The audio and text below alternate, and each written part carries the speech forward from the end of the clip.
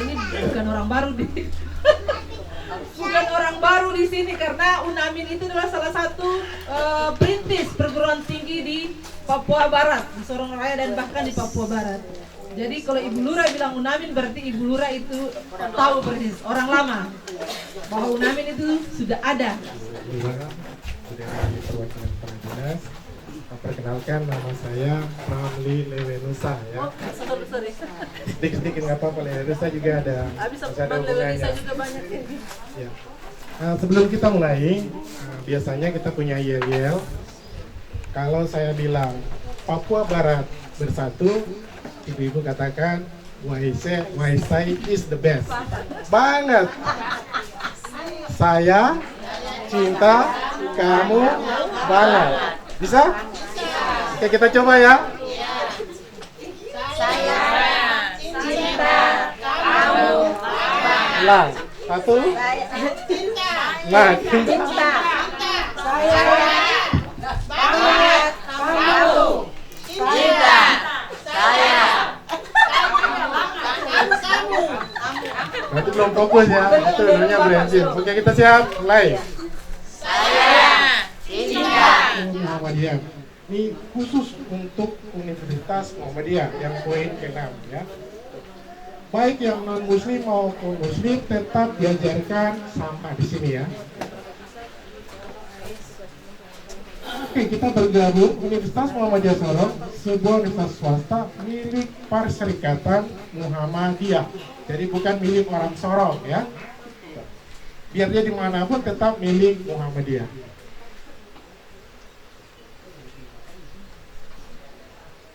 Ini sejarah pertama tahun 2002, SK-Menterinya, kemudian swasta, dan seterusnya ya. Ini kita di Indonesia itu ada 165 perguruan tinggi ya. Itu Muhammadiyah punya. Yang Aisyahnya mungkin lebih dari itu lagi ya. Perguruan dan ilmu pendidikan terdiri dari bahasa Inggris, matematika, dan pendidikan guru sekolah dasar. Dan di teknik sini ada tambahan satu untuk tahun ini. Kita akan tambah lagi 2, dari ekonomi 1 dan teknik 1.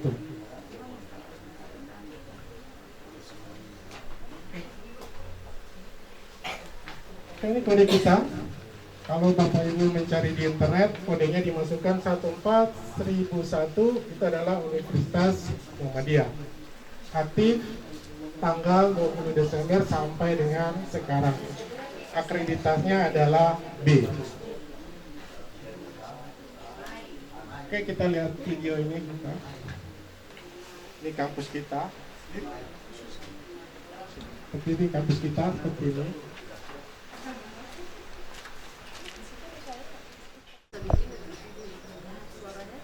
Oke, karena ini pakai HDMI, menjadi videonya nggak keluar. Mohon maaf. Kita langsung aja.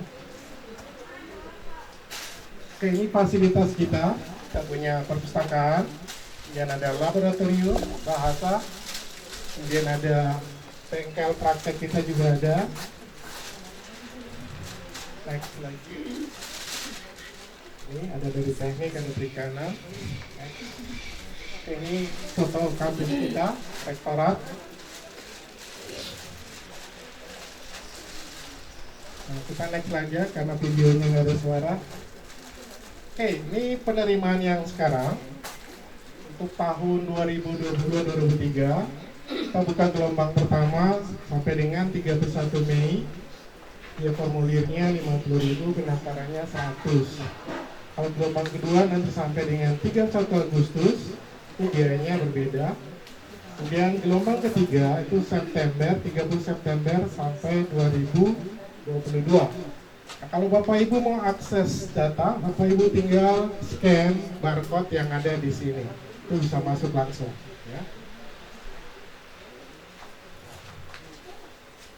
Ya, ini kita punya video untuk wisuda. Filenya tidak ada apa namanya, suaranya dia agak susah ya. Bisa ya. Tidak ada kabel audionya. Mungkin kita lanjut ke kuesioner yang ada di Bapak Ibu.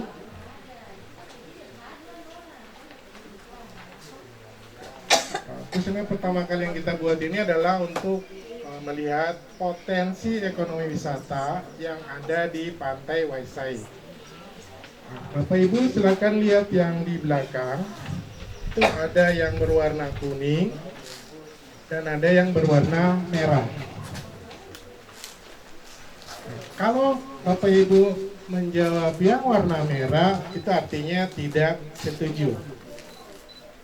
Kalau menjawab yang di warna hijau berarti menyatakan setuju gitu ya. Dan di Canteng cuma satu ya, yang Canteng banyak-banyak. Misalkan di nomor 1 misalkan dalam melakukan promosi objek pariwisata Pantai WTC, kerjasama antara pemerintah dengan masyarakat, itu pernyataan positif atau negatif. Kalau setuju berarti yang warna hijau dan dipilih satu saja, angka 5 kah, 3 kah, terserah ya gitu. Kalau dia menyatakan saya negatif berarti boleh dicanteng dia angka merah. Nanti diarahkan sama teman-teman dari fakultas. Bisa ya cara ngisinya? Ya. Nah, kalau ini nanti kita tulis, kita akan publis secara nasional. Jadi orang akan membaca apakah Pantai Waisai.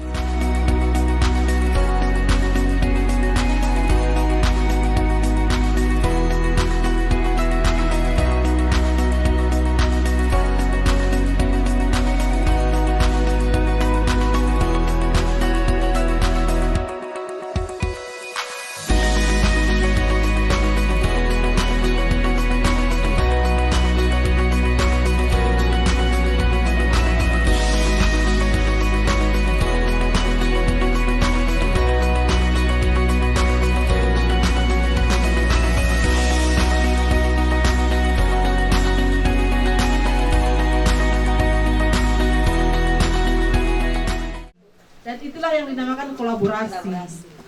Terima kasih sekali lagi. Dan itu tidak boleh untuk dasarnya asumsi atau praduga. Itu tidak bisa karena segala sesuatunya itu harus dipertanggungjawabkan secara hukum dan juga. Saya yakin ibu-ibu sudah punya jawabannya, ibu lurah dan ibu kepala badan.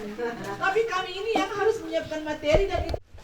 Terima kasih atas kesempatan yang diberikan kepada saya. Nama saya mungkin orang bule, tapi orangnya bukan orang bule. John Dewey, Andi Hasan. Jadi kita lanjut masalah materi selanjutnya. Dari tadi sudah memperkenalkan kampus, bagaimana kampus. Kalau umpamanya sulit anak-anaknya mendaftar, silakan. Mungkin ada nomor telepon, silakan. Ada sebagian mahasiswa KKN di sini, biar kalau mau tanya-tanya apa silakan, tidak apa-apa. Mau masuk fakultas apa silakan. Nah, dan bersyukur juga Fakultas Ekonomi sudah membuka program studi yang baru, akuntansi ya.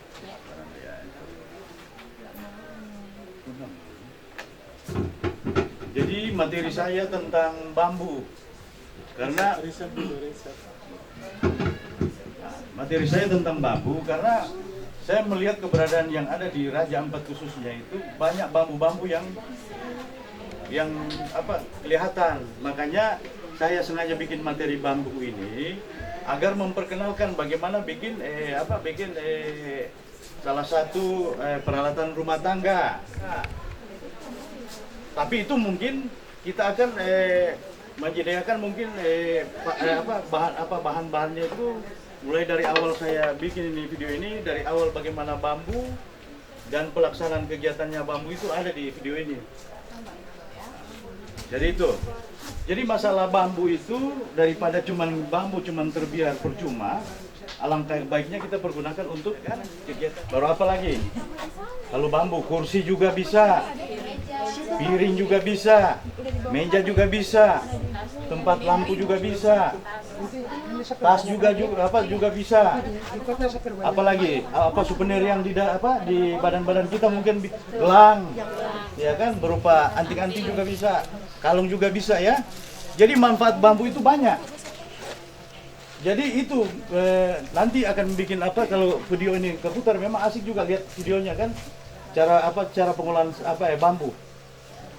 Di situ disediakan pabrik, nanti mudah-mudahan mungkin Bapak dengan Pak Ramli dengan saya mungkin rencananya kalau memang disetujui oleh pemerintah kita bikin festival bambu internasional Kabupaten Raja Ampat. Setuju kan ibu-ibu? Setuju. Jadi penambahan pendapatan datang di Papua kertas pasar, nah, ada kertas pasar Pak. Jadi apa? Yang saya bilang itu gosok-gosok begini. Oh, orang bilang amplas Pak. Oh amplas, oh ya amplas. Itu. Jadi saya mohon maaf ya perpaduan bahasa daerah supaya ibu lebih paham juga.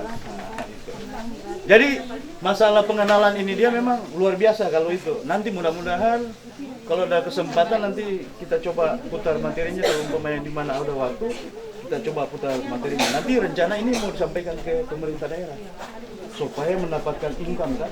Kalau bikin festival bambu internasional hebat dari luar negeri itu datang. Jadi bukan melihat pariwisatanya tapi melihat melihat festivalnya pertama itu baru melihat kualitas bambunya. Oh iya. Nah, lanjut. Untuk pengolahan, untuk pembersihan dan lain sebagainya ya. Nah ini cara pengolahan. Nah, peralatan dapur dari bambu. Nah ini ibu lihat ada piring-piring, mangkuk dan lain sebagainya kan ada. Nah, sampai tusuk gigi pun ada. Ini dari gelas bambu juga ada. Nah ini kan keren kan Bu? Ini cara pengolahannya nanti. Kalau umpamanya itu kan bisa menciptakan salah satu perusahaan untuk pembuatan alat-alat dari bambu semua. Jadi menciptakan lapangan pekerjaan, tidak lagi nganggur. Itu. Ini. Lihat saja apakah bambu yang dipakai ini ada jenis-jenis tertentu, itu saja Pak. Ya, terima kasih. Jadi dipergunakan kayak gini. Kalau kayak rangka sepeda tadi kan lihat yang sedikit besar ada yang itu bikin hiasan kayak pagar bisa. Ini bikin tempat kursi kakinya kursi bisa. Bambu-bambu begini ini hebat nih bambu ini. Baik yang bambu kecil maupun yang besar sekali tetap sama manfaatnya, tidak ada beda. Asal kita pergunakan dengan maksimal, dengan benar-benar. Nah, kalau cuma ditelanjangi lantas tidak ada mereknya apa sama kan paling orang bilang cuma minuman amber di situ.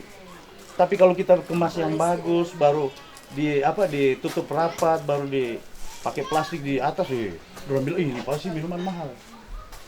Makanya kita menciptakan barang itu harus benar-benar kelihatan pengetahuan dari ibu-ibu agar ibu-ibu mempunyai ke depan nanti kira-kira kita buka usaha apa nanti, ya kan?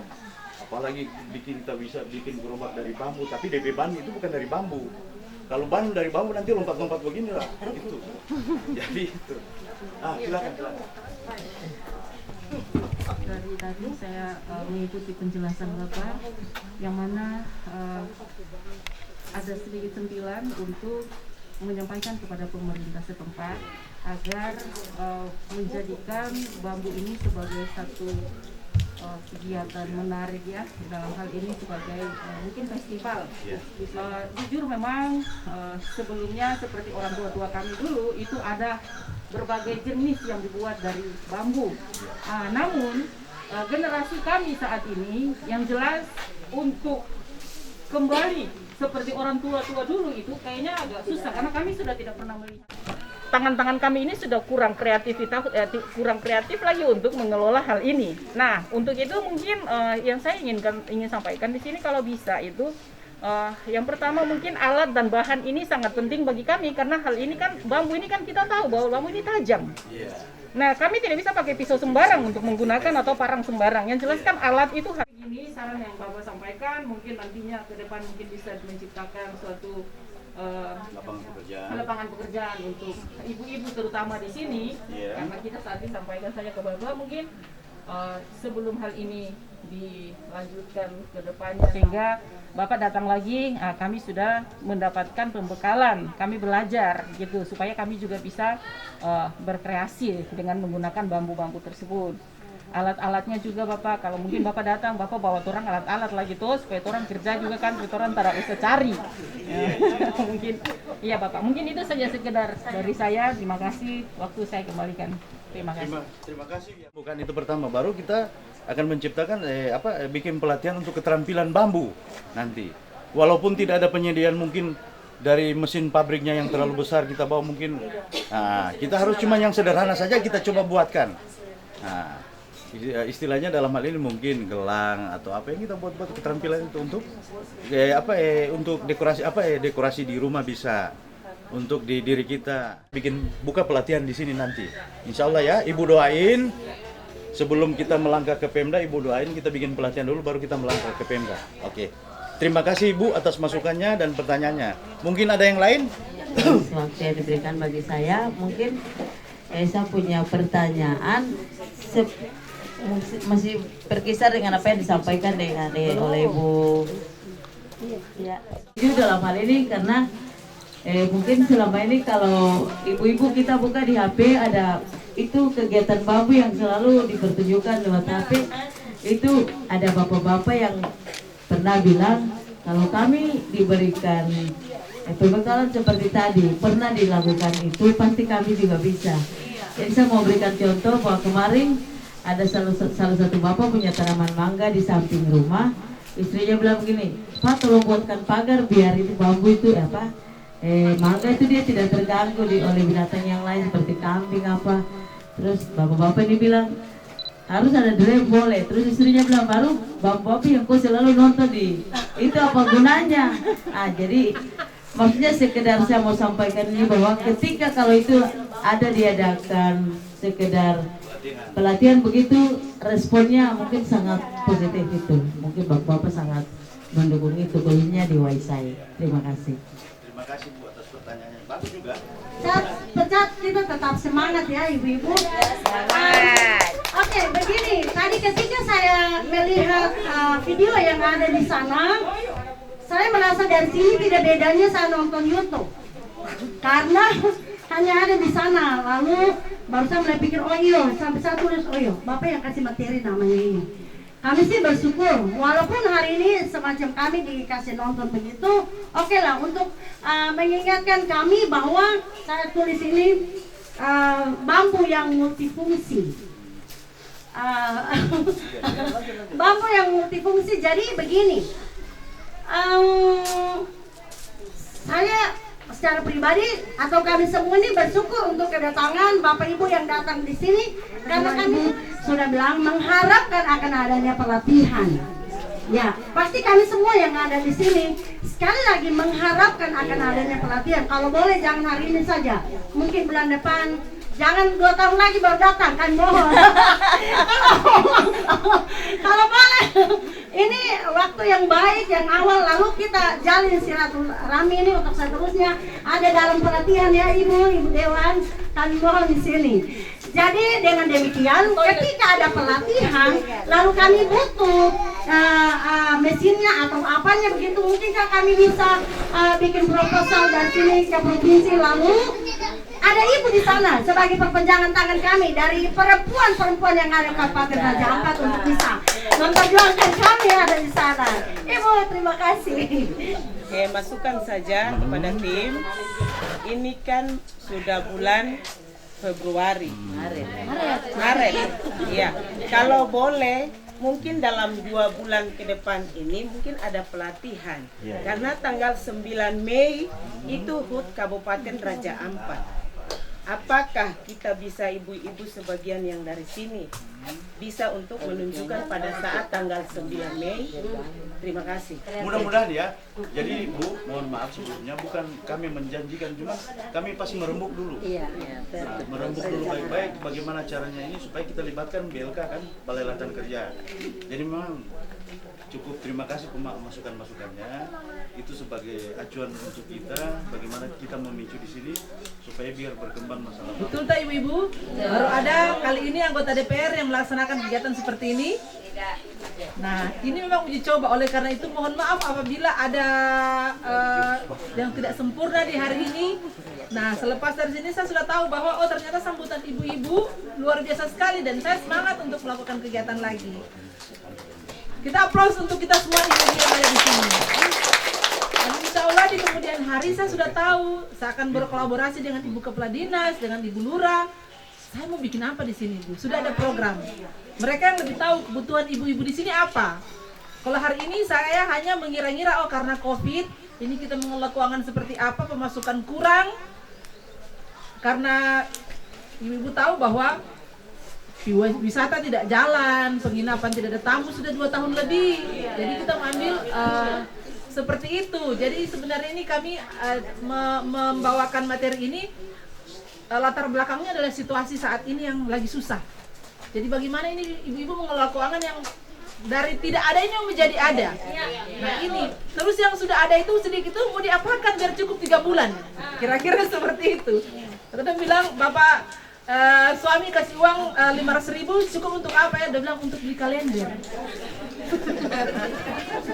Karena kenapa? Dengan kebutuhan yang sekarang, kalau ibu-ibu kita tidak cermat, itu juga akan menjadi masalah.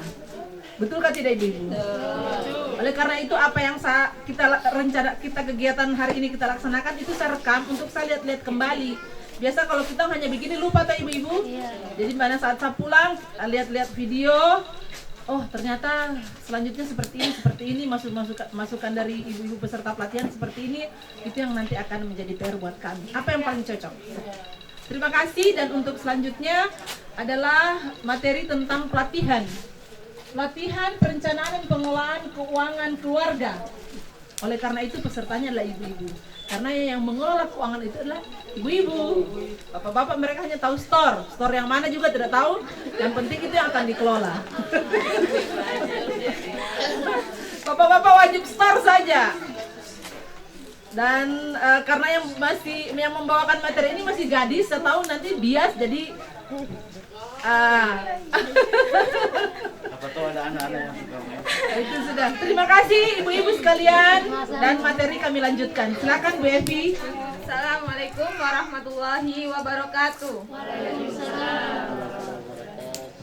Salam sejahtera bagi kita semua. Baik, saya di sini diberi amanah oleh Ibu Dewan untuk memberikan materi, karena kemarin saya tanyakan ke Ibu Dewan ini pesertanya siapa, ternyata ibu-ibu apa ya kira-kira gitu. Ternyata saya dapat yaitu pengelolaan keuangan keluarga. Seperti tadi yang dibilang bahwa yang mengelola keuangan adalah ibu-ibu. Oke, sebelumnya perkenalkan, nama saya adalah Evi Mufrihah Zain. Saya merupakan salah satu dosen Fakultas Ekonomi Universitas Muhammadiyah Sorong atau bisa disebut UNAMIN. Sekarang UNAMIN ya ibu-ibu ya. Kembali lagi ke UNAMIN. Untuk SK-nya dikembalikan ke UNAMIN. Karena nama UMS sudah terlalu banyak yang menggunakan gitu. Jadi tetap namanya Universitas Muhammadiyah Sorong tapi singkatannya UNAMIN. Oke? Atau dari ibu-ibu saudaranya, anaknya yang sudah ada kuliah di UNAMIN? Banyak? Nanti kalau ada yang mau kuliah lagi di sana, diinfokan saja ke kami. Oke, kita mulai saja materinya pengelolaan keuangan keluarga. Yang pertama yaitu apa sih pentingnya manajemen keuangan keluarga? Ekonomi itu merupakan salah satu syarat untuk mencapai ketenangan jiwa atau ketenangan jiwa di dalam keluarga. Ya, kadang ibu-ibu melihat di TV atau di media sosial ada pertengkaran keluarga gara-gara ekonomi, gara-gara setorannya kurang, ya enggak? Iya.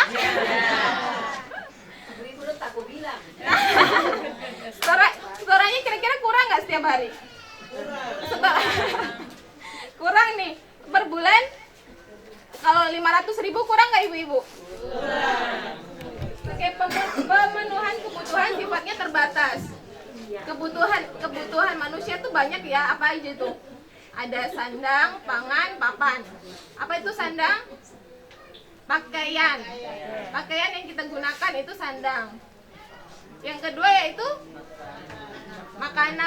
makanan kita sehari-hari. Yang ketiga yaitu papan, rumah ya. Ada tambahan lagi pendidikan ya, kesehatan itu sekarang menjadi kebutuhan kita ya. Terus uang yang kita gunakan itu terbatas sifatnya, sedangkan kebutuhan kita banyak. Oke. Terus yang kedua, daya ingat manusia manusia sangat terbatas, akibatnya tidak mengingat untuk apa saja uang yang dikeluarkan. Biasanya ibu-ibu kalau pergi ke mall, ke pasar, beli ini, beli itu, hilaf. Kita nggak tahu kita beli apa aja tadi. Gitu ya. Jadi kenapa manajemen keuangan itu perlu dilakukan, karena daya ingat kita tuh terbatas, apalagi ibu-ibu yang dipikirin banyak sekali. Anak, suami, apalagi? Diri sendiri.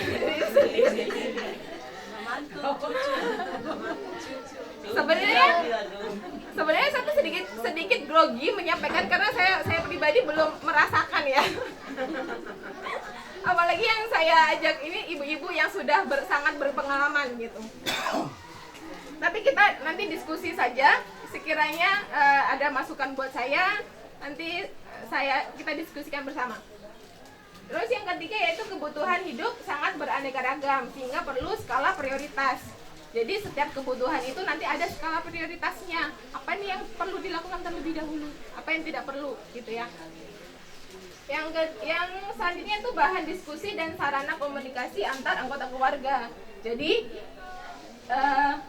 keuangan ini bisa didiskusikan antar keluarga, misalnya dengan suami, dengan anak, misalnya seperti itu ya. Yang selanjutnya itu mencegah pemborosan. Jadi biar ibu-ibu ini seandainya satu bulannya dikelola berapa, jadi nggak ada pengeluaran yang terbuang. Ada notanya, jadi ibu tulis di buku setiap beli tuh tulis gitu ya. Itu kas harian. Jadi ibu setiap pembelian apa ibu catat. Itu biasanya kas harian. Sampai sini ada yang mau bertanya? Atau saya lanjut dulu? Lanjut. Oke. Nah, setelah ada pencatatan, kita ada evaluasi atau di sini ada pengawasan keuangan keluarga. Itu apa saja yang dilihat, untuk apa uang kita keluarkan, gitu ya. Terus yang kedua, mengapa uang itu harus dikeluarkan? Jadi ada evaluasi. Ya, untuk apa sih uang dikeluarkan itu pada saat bulan kemarin? Gitu. Terus di mana uang itu dikeluarkan? Terus kapan uang itu harus dikeluarkan? Terus siapa yang membutuhkan? Itu ada evaluasinya. Terus yang terakhir, dan bagaimana cara mengeluarkan uang, tinggal di rumah sewa atau dikontrakan, itu bisa ya dikasih masuk. Terus ada lagi itu saya contohkan itu untuk peliharaan. Ibu-ibu ada yang pelihara ayam, kucing, nah itu bisa tuh, misalnya uang makannya dia berapa? Ya. Kalau ayam ada pengeluaran makannya nggak? Atau dikasih?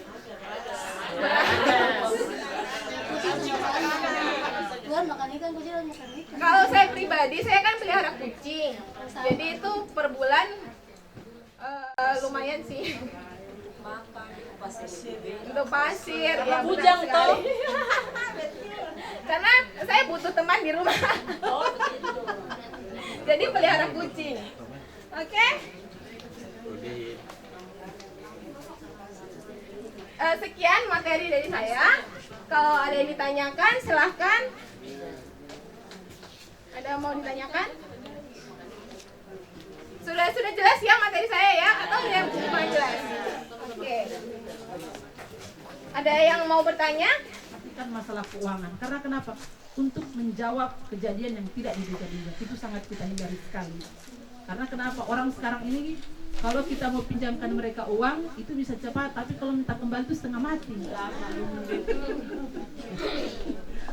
Jadi seperti itu. Oleh karena itu kita kalau pinjam uang ke orang, pada saat kita butuh orang susah kasih karena begini, dia kasih kembali kan tidak, dia kasih kembali kan tidak. Seperti itu ibu-ibu. Oleh karena itu mengelola keuangan keluarga itu harus cerdas. Kita ini ibu-ibu ini paling mempunyai peranan penting dalam keluarga. Bapak-bapak itu tidak mau tahu ini uang cukup kah tidak. Itu enggak tidak. Betul. Oleh karena itu kesadaran dari kita semua, kita harus bijak dan bukannya kita pelit dengan diri kita sendiri. Ada saatnya bagaimana kita manjakan diri kita sendiri, ada saatnya juga bagaimana kita harus mengalah untuk kebutuhan keluarga. Seperti itu ibu-ibu ya. Kalau memang tidak ada yang mau ditanyakan, Ibu Evi, Pak Hasan dan Pak Ramli, ada lagi yang mau disampaikan? Oke, silakan Ibu. Mohon maaf, saya mau bertanya sedikit tentang perencanaan pengelolaan keuangan keluarga ini. Saat ini kita semua tahu bahwa negara kita memang sementara dilanda, ya ini mungkin krismon kedua ya, atau krismon keberapa sudah ini. Nah jadi yang ingin saya tanyakan di sini Bu, tadi Ibu menyampaikan atau menjelaskan tentang cara mengatur keuangan di dalam keluarga. Nah, kalau kita mengatur keuangan yang ada, berarti kan kita sudah tahu bahwa uang kita itu sudah ada sekian. Misalkan gaji ada berapa, atau penghasilan kita per harinya itu berapa yang kita dapat. Nah, itu kan kita sudah ada gitu. Jadi kita hanya tinggal bagaimana mengaturnya, mengelolanya untuk bisa mencukupi kedepannya lagi itu seperti apa, biar uang kita di kedepannya nanti tidak kurang atau kita tidak merasa tidak nyaman dengan masalah keuangan. Tetapi di sini Bu, saya mungkin hanya minta tolong, mungkin Ibu berikan sedikit kepada kami sedikit penjelasan bagaimana upaya kita, ya, upaya yang dapat kita lakukan dalam penyelesaian permasalahan ekonomi yang saat ini kita alami. Jujur Ibu, kita ini semua sudah dalam kondisi yang memang sudah tidak tahu, sudah sangat parah. Nah, saat ini, mohon maaf, ada sebagian teman-teman yang notabene-nya PNS, ya, itu mereka sudah pada kredit sampai habis-habisan. Mohon maaf Ibu. Akibat dari kondisi ekonomi yang saat ini sangat merosot. Nah, kadang itu sampai tidak menerima gaji, bahkan minus. Ada contohnya seperti itu. Itu ada ya, ada terjadi seperti itu. Kebetulan ada tetangga saya seperti itu, sering ngeluh. Nah, di sini yang menjadi pertanyaan saya ini, kalau semisalkan belum ada, contohnya tadi minus yang dia dapatkan, bahkan dia tidak dapat apa-apa, cuman minus. Nah, terus upaya-upaya kita saat ini, kita mau menjual pun kadang bingung, siapa yang mau beli, gitu. Kita jual untuk siapa? Nah, kondisi yang seperti begini kan sangat riskan sekali untuk kita. Ya, kita hadapi saat ini kan sangat begini. Upaya-upaya apa yang mungkin bisa kita ambil sehingga permasalahan ekonomi yang saat ini tingkatnya sudah sangat tinggi, ini kita mungkin bisa sedikit merasakan adanya kenyamanan dari kondisi yang saat ini menimpa kita, bukan hanya di negara kita saja mungkin ini ya, tapi terutama untuk kami yang ada di daerah Raja Ampat ini. Dengan adanya seperti tadi Ibu Dewan katakan bahwa tidak ada lagi, sudah 2 tahun ini tidak ada lagi, mau bilang jangankan yang dari luar, lokal saja untuk berkunjung ke Raja Ampat itu sudah minim sekali.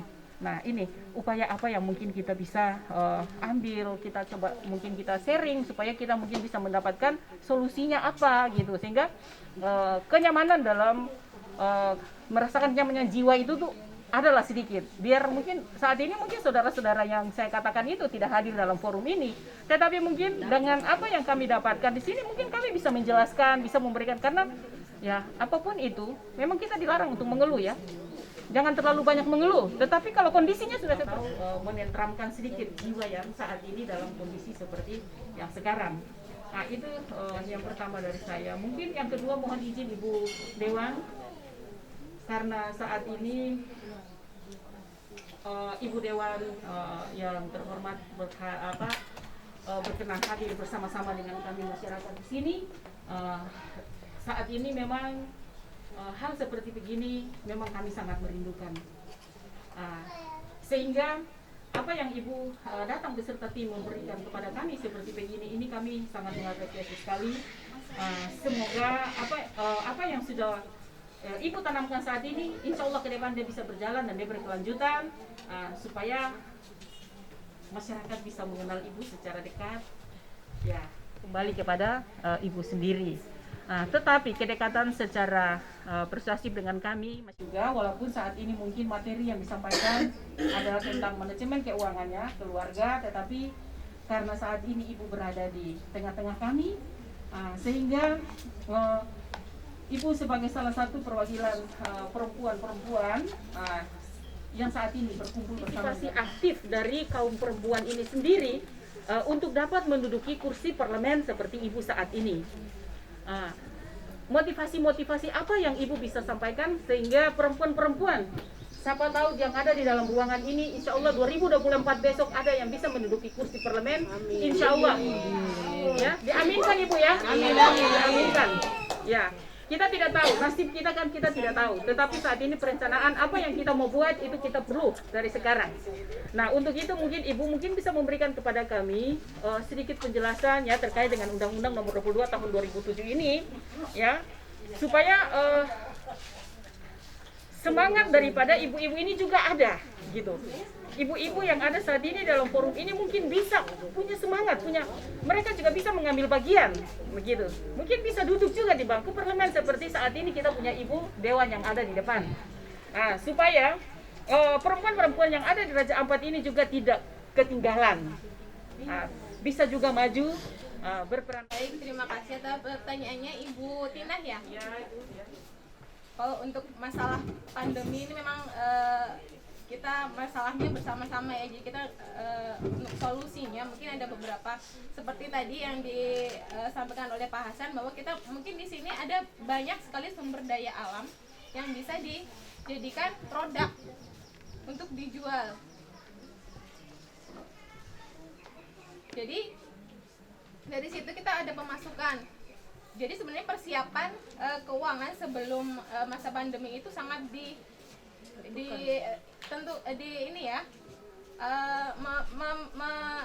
menentukan gitu. Jadi ada ibu kan sebelum misalnya ada saving sebelumnya itu sebisa mungkin dikelola, sebisa mungkin ada pengelolaan. Seandainya ada minus, misalnya minus nih, ada hutang ternyata ada kredit di mana-mana gitu. Dari situ kita berusaha untuk misalnya menjual tapi ternyata tidak ada yang beli. Dari situ itu sebenarnya problem kita bersama. Jadi kemarin itu saya membaca beberapa artikel bahwa masa COVID ini sangat-sangatlah krisis sekali, krisis ekonomi. Jadi ada mungkin beberapa teman-teman kita yang harus bangkrut, yang harus di PHK dengan mungkin sebelumnya ada hutang-hutang. Jadi di situ mungkin ada saving misalnya kita punya produk yang bisa kita jual, kita berikan misalnya jual ke tetangga atau kita saling membantu sesama tetangga gitu. Saya kira itu saja yang bisa saya jawab. Mungkin dari Ibu Dewan misalnya selaku ini bisa memberikan solusi gimana sih? Ada kesibukan. Jadi kalau memang sudah tidak ada lagi ibu-ibu, saya mohon maaf dengan teman-teman saya mohon maaf apabila ada hal-hal yang tidak mengenakan di hati ibu-ibu sekalian. Mohon kami dimaafkan dan insya Allah kita bertemu di lain waktu lagi, di lain kesempatan, di lain acara. Dan ada lagi Pak Ramli. Cukup ya Ibu Evi, Pak Hasan, dan kami ibu-ibu, ada anak-anak kami yang sedang praktek di sini. Mohon maaf apabila mereka ada melakukan satu hal yang sekiranya tidak begitu ini ya, tapi mereka insya Allah mereka terkendali karena memang ada juga pengawas dari kampus dan apa sih namanya, mereka nanti selama berapa hari? 1 bulan. Tolong ibu-ibu mengarahkan mereka apabila apa sih namanya, apalagi dari dinas-dinas ini, mohon mereka dibimbing ibu-ibu karena itulah generasi muda, anak-anak kita semua. Dan apabila mereka melakukan kesalahan bisa disampaikan kepada mereka punya dosen pembimbing. Dan ibu-ibu juga bisa memberitahukan kepada mereka kalau mereka membuat sesuatu dan lain hal yang di luar keberadaan mereka di sini. Terima kasih ibu-ibu. Mohon kuesioner yang sudah dibagi sebentar lagi akan kami kumpul. Dan salam untuk bapak-bapak yang ada di rumah, keluarga yang ada di rumah. Nanti pulang kasih tahu, kita nggak ada dapat pelatihan ya. Jadi hari ini kita akan berbeda dengan hari esok dalam hal merencanakan keluarga. Namun juga tadi Ibu Kepala Dinas, Ibu Lurah sudah sentil bahwa bagaimana caranya untuk tidak selingkuh, Satu, bapak-bapak, tadi Ibu Lura ada sentil masalah itu. Itu kita akan bawakan materi itu di kemudian hari. Jadi mulai dari sekarang kami baik-baik saja. Karena